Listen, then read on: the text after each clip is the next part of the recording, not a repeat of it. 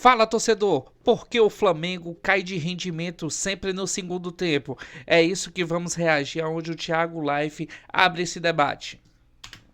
O Flamengo, eu não tenho esse número, a gente não tem como ter esse número, nenhuma estatística avançada vai mostrar assim, isso é uma coisa que talvez o Felipe Luiz tem que falar. Mas não dá a sensação, olhando o Flamengo jogar, que há claramente uma queda de rendimento no segundo tempo, que vai além do mérito do adversário, quer dizer, o adversário pode se adaptar ao Flamengo e melhorar no segundo tempo, fazer uma substituição e tal, mas está além da explicação da melhora do adversário, uma queda de rendimento brusca do Flamengo no segundo tempo, muita chance do primeiro, chance de matar o jogo, vai bem, mas aí chega no segundo, cai bastante e passa sempre um sufoquinho. Assim aconteceu nos últimos jogos. Talvez, nessa minha teoria, seja porque, como eles correm muito no primeiro tempo, essa marcação-pressão, pressiona, não dá para aguentar 90 minutos e aí o time começa a sofrer no segundo tempo. E se você dosa isso no primeiro tempo, também você não consegue botar aquela pressão flamenguista que você gosta. Então não sei, mas eu tenho sentido o Flamengo no segundo tempo sofrendo, o que preocupa muito mais para Libertadores, né, do que para Brasileirão. São alguns jogos que podem corroborar com essa tese, Thiago, porque Galo... Pior que eu sinto essa mesma coisa, praticamente parece um apagão, principalmente da zaga. Faz um belo primeiro tempo, contra o Mirassol foi assim, fez um bom primeiro tempo, contra o Ceará fez um belo primeiro tempo, mas no segundo parece um apagão, some o time. No meio de semana, pela Copa do Brasil, o Flamengo fez um excelente primeiro tempo e o segundo jogo foi bem mais vivo, assim. Ceará, né, no Brasileirão da semana passada, o segundo tempo do Flamengo foi horroroso. E aí, enfim, a gente pode voltar mais aqui, não vou lembrar também aqui de cabeça de todos, mas pode ser, né? A gente já vinha conversando também, desde a semana passada, sobre uma queda de produção ofensiva do Flamengo no pós-Copa.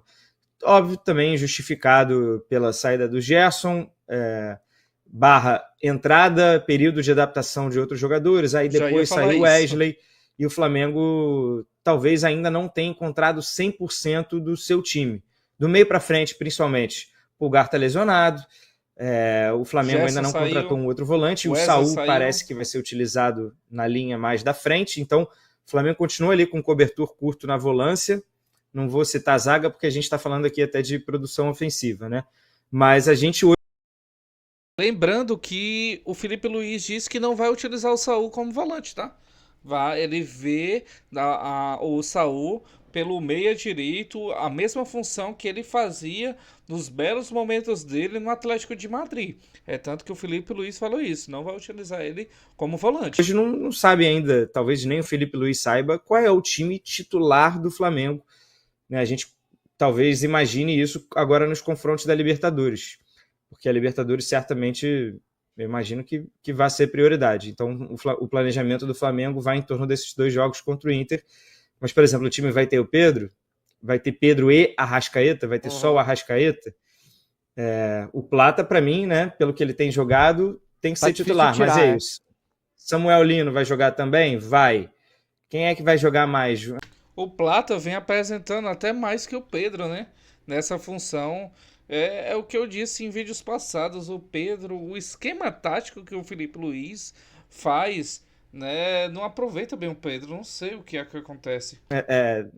Eu acho que o Flamengo tem que chegar nesse entendimento aí. O Felipe Luiz... É isso, galera. Também eu vou trazer aqui o vídeo do Mauro César criticando a respeito da diretoria do Flamengo. Essa briga de oposição com a diretoria atual, esse vice-versa, né? Utilizando a mídia e praticamente eles criando uma guerra fria, uma crise interna dentro do Flamengo. Vamos visualizar aqui. Vídeos do meu blog falando da crise que tem no Flamengo. Uma crise política, é uma guerra fria. O que é hoje a oposição, que era a situação, e que é a situação hoje, que já foi a situação, e que houve uma dissidência. É o tempo todo. É o tempo todo. A gente, nós jornalistas, os que têm algum tipo de conexão com o clube, tem gente que manda WhatsApp todo dia, qualquer noticiazinha, uma opinião. Se o Bruno fizer aqui uma crítica, por exemplo, ao BAP, ou ao Boto, ou você, ou o Thiago, qualquer um, eu recebo aqui, ó. Criticou e tal, diz da oposição. Se acontecer o contrário, também tem gente que fala, olha, tá vendo aqui, os caras que erraram. Não para, é uma coisa impressionante. Uma coisa... Aí eu fui, escrevi sobre isso, expliquei, mostrei, contextualizei. Usei até um vídeo da semana passada, quando o Thiago me perguntou dessa história da nota do jornal O Globo. E eu falei, eu não embarco nessa, vamos ver o que é afinal. Enfim. Aí o cara vai lá e fala, não, você está querendo criar crise no Flamengo? Não sei o quê. Eu quero criar crise no Flamengo. O sujeito prefere ser um alienado, uma topeira, que não sabe nada do que está acontecendo no clube dele, e que você fique só jogando confete. Não é um assunto campo e bola. Campo e bola tá bom ali, tá líder do campeonato e tal, caiu na competição, mas pode amanhã fazer um bom jogo contra o Atlético, contra o Internacional, caiu para o Atlético. Não é isso. É uma questão política que afeta demais o clube. Ou alguém acha que o Corinthians também está nessa situação porque não tem a questão política? Né? Se a questão política do Corinthians fosse outra, a gestão fosse outra, as pessoas... O Corinthians não estaria nessa situação. E no Flamengo... Pode-se criar uma crise, mas o Mauro está fazendo um papel de jornalista que é trazer essa informação aonde nenhum jornalista está trazendo, tá? Não é defendendo assim, eu gosto do Mauro, mas é dar prioridade à matéria que ele trouxe, que é uma informação importante, aonde tanto a oposição como a diretoria atual se cria essa crise interna dentro do Flamengo, né? E aí se pega mais, bem mais visto a oposição que está vendo que está dando certo atacar o Flamengo, mas em si se cria essa crise no Flamengo. Para quem não se recorda, o Lantin ultimamente deu uma entrevista em um podcast aonde atacou algumas coisas, disse que na gestão dele nunca faria essa negociação do Gerson sair.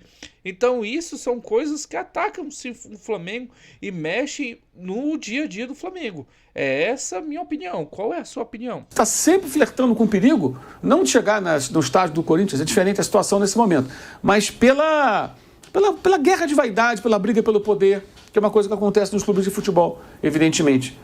Isso tem que ser contado para o torcedor quando a gente tem informação. Esse é o nosso papel. É botar o dedo na ferida também. Não é falar só de coisas boas.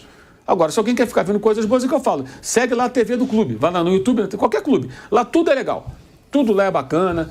Lá tudo é maneiro. Sabe? Todo time vai vencer todas. Os jogadores são sensacionais. Os dirigentes são ótimos.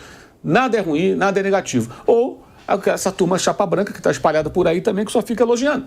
Que só fica defendendo. Eu escrevi hoje no meu blog falando da crise que tem no Flamengo. É isso, galera. Trazendo esse bastidor para você sobre o Flamengo, o que está acontecendo no Flamengo, né? Essa guerra fria, né? Que também a respeito à opinião, eu tenho essa mesma opinião do Thiago Life, né? E isso é nítido. Não sei se você também tem essa opinião e vê. Eu acho também que o Flamengo cai muito de rendimento no segundo tempo de todas as partidas, né? Falar para você, para se inscrever no canal, tudo relacionado ao Flamengo, eu vou estar trazendo aqui pra gente estar reagindo. Valeu!